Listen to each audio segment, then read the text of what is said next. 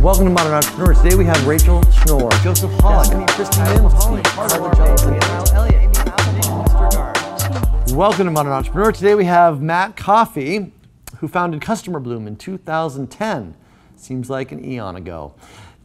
It is an international digital marketing agency specializing in profit engines, which is a proprietary sales funnel marketing platform. Coffey recently built and launched Practice Bloom, a marketing agency for medical practices in the healthcare community. He's also appeared on CNN, speaks at numerous industry events yearly, has a podcast, news articles that reach thousands monthly. He's also a seasoned guitarist and a lead singer and songwriter in his rock group, the Matt Coffey Band. And he shares the stage today with national acts at major music festivals. Cool, thank you so much for being here. It's a lot of fun. Yeah, thank you for having me. We had a great event this morning with great talk, so lots of participation. Your crowd is super engaged. Yeah, they're good people. Yeah. Well, tell me this. First of all, tell me more about what this Profit Engines platform is all about. Yeah, super easy. Okay. Look, you know this business, it's full circle marketing. You talked about it this morning, which is that it's the journey of the clients, typically, in our case with an agency.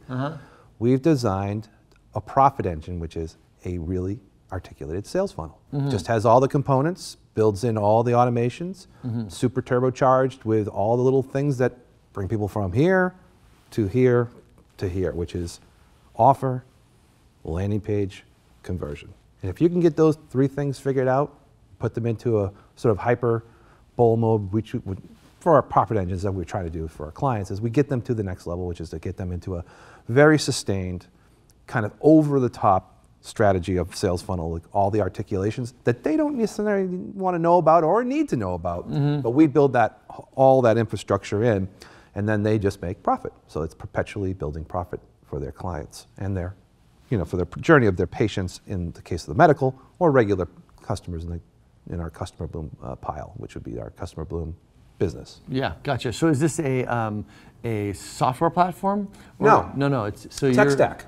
Tech stack. Yeah, so we'll stack whatever needs to be stacked together for the client. So you're working on the content primarily.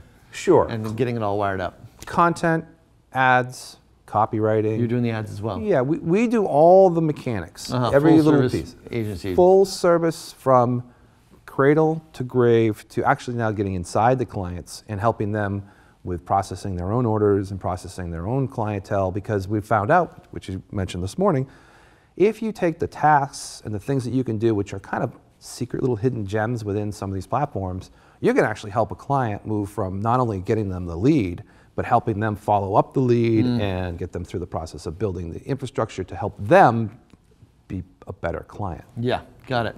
So you've been at this for a while now. We're in 2018, towards the latter bit, and you started in 2010. Yeah. So you've certainly had your experiences along the way. If you could go back and give yourself a piece of advice as you were starting out that would have made the road, you know, smoother or less painful, what would it have been? It's interesting. I've documented my history. Now, no kidding. We started in 2010, but I was just doing consulting. Around 2012 or 13, so really about 5 years ago is when really started to get the agency going. But I've documented it, not only video, but I've documented it on paper. I've written like almost every other couple of days a journal post. So I'm actually taking that out, and we've got a great little community of people who are interested in this, because we just passed our 7-figure mark, you know, as an agency. So we're sort of now becoming that next level. We can go back and tell other people, just like you're saying. What would I tell them? I would tell myself, what, 2010, 2000, when I first started, it's going to be a long journey.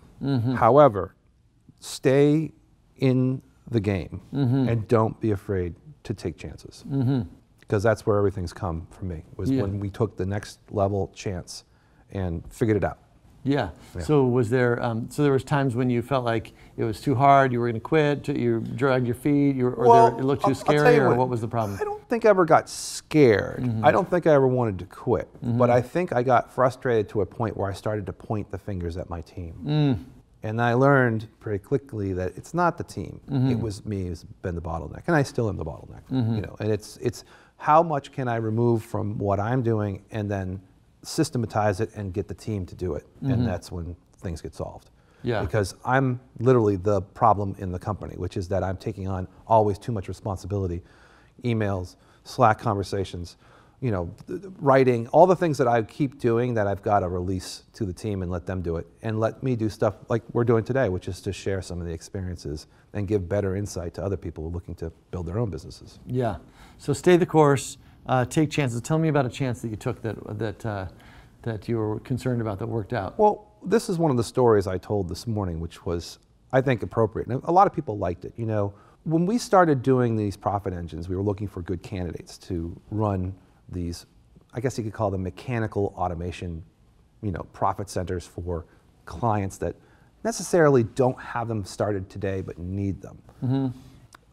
We were approached by a very large festival, music festival, to help them with 6 weeks to go before a festival for 175,000 people. Whoa. Right? They were way behind. They said, look, we know you.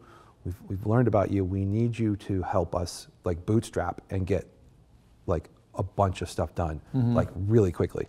So they gave us 6 weeks to build campaigns and funnels and systems, and that's really, I mean, talk about short. That 6 weeks before a concert festival. We were able to sell about $83,000 of tickets in that 6 weeks on a $3,000 budget. So we basically crushed it for them and showed them that it was possible in a short amount of time to provide them with what they needed.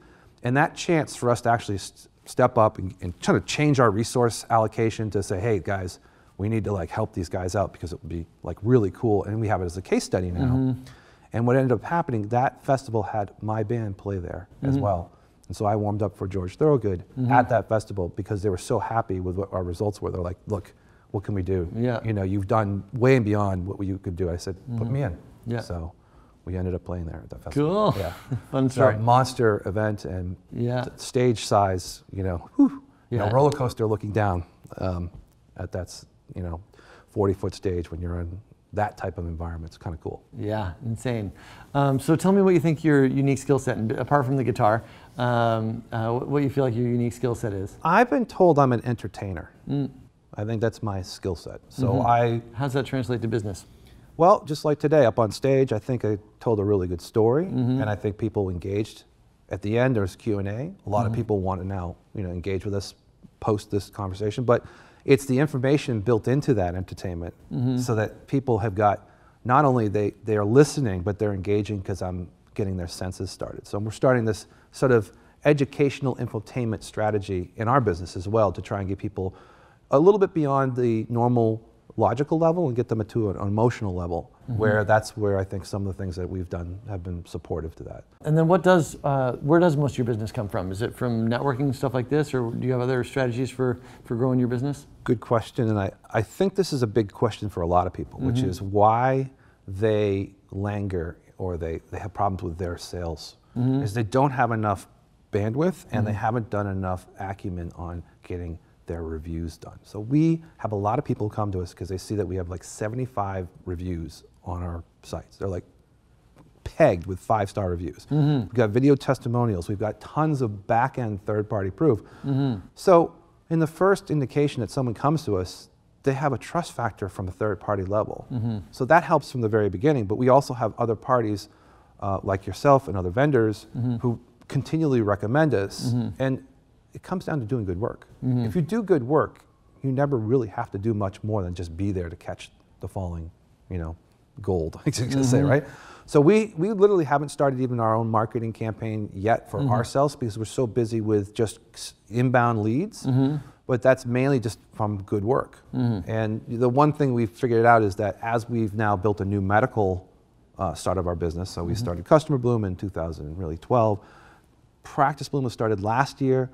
We are going to market that as a single entity, and this year will be our first year having a real okay, let's do profit engines for our company, but let's niche it down so we can repeat processes and make it easy and have the systems all the same. Yeah, well, that'll be exciting to see how that goes. Oh, yeah, I'm excited because it's one of the things that we've talked about to market ourselves forever.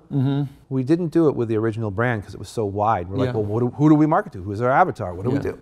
Now that we have a medical brand based in some very special medical, let's just say, verticals, we have targets, we've got avatars, we've got ideas on how we're going to now build it, so we do it the right way. And I think that's one of the challenges we find with the marketing in general, is that if you're not specific, it's just meaningless. If it's very specific to somebody's ears and they know what they're looking for, your chances of conversion are a lot higher. So we're going to use our own resources to develop our own marketing plans, to finally do our own profit engines for Practice Bloom. There you go. Yeah. You take your own medicine, finally. Yeah. I hear that.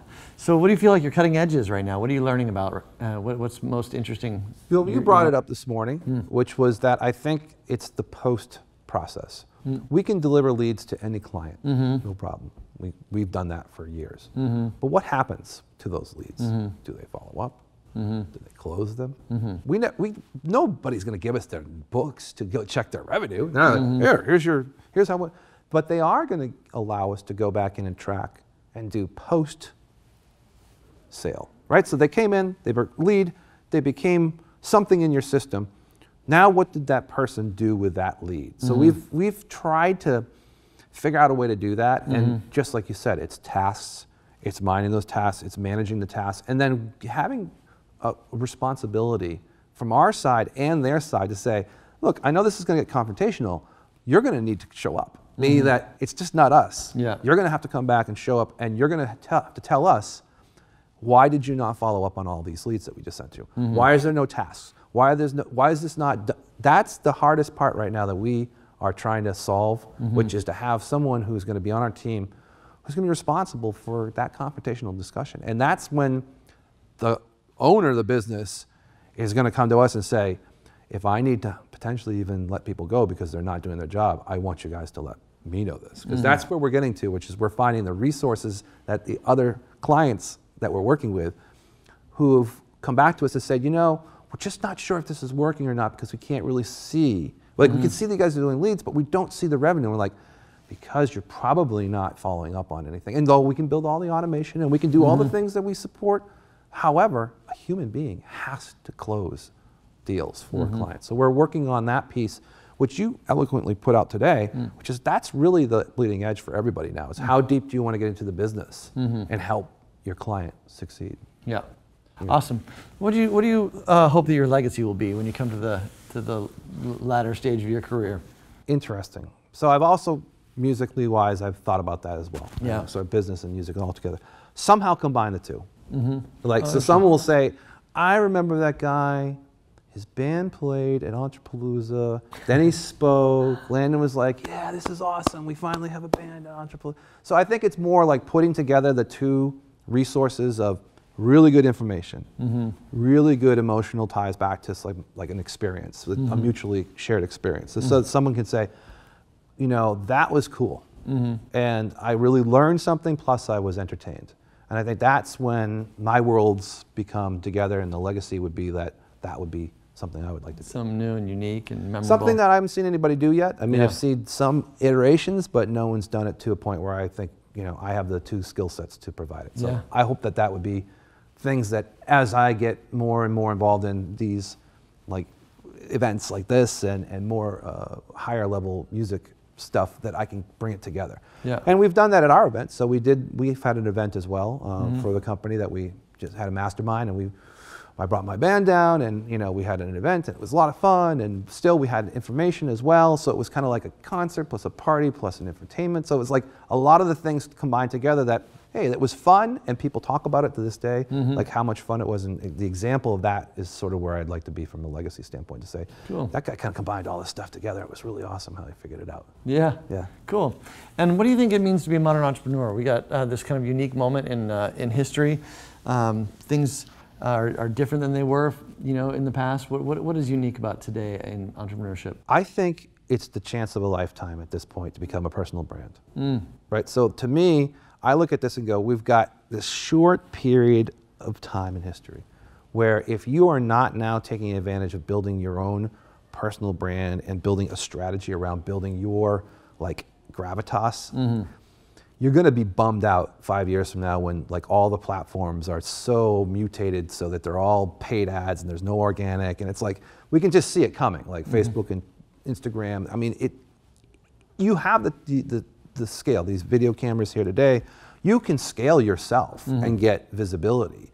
And the question is what's going to be your message, right? And I think at the end of the day, like that's the interesting point. So that's the two-part piece of this, which is that don't miss the opportunity to build your own personal brand and to build something that's important for your legacy, right? And then the second thing is what's going to be the message of that brand? Like what is the point, right? And I think that probably is something that a lot of people are still trying to figure out. It's like, what do I want to be when I grow up?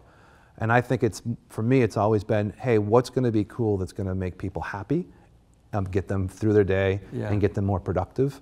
And what can we do to help solve a lot of the pain, which is, especially entrepreneurs, how do they get through that initial stage of going past the 7-figure ceiling or even the $500,000 ceiling? Like how do they get out of liftoff, past gravity, go beyond where they're not going to sink back into challenging and go back to have to go get a job, but the entrepreneurs who can go past that threshold go into orbit. And I think that piece is where I'd like to have some sort of dialogue, entertain, and give people an emotional security that they can do it.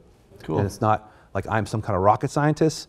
I just kept doing it and kept doing it and kept doing it, and here I am. Yeah. Awesome. Well, hey, thank you so much for being here. Really interesting conversation. Would you sign our wall? Yeah, sure. Appreciate it. Thank you.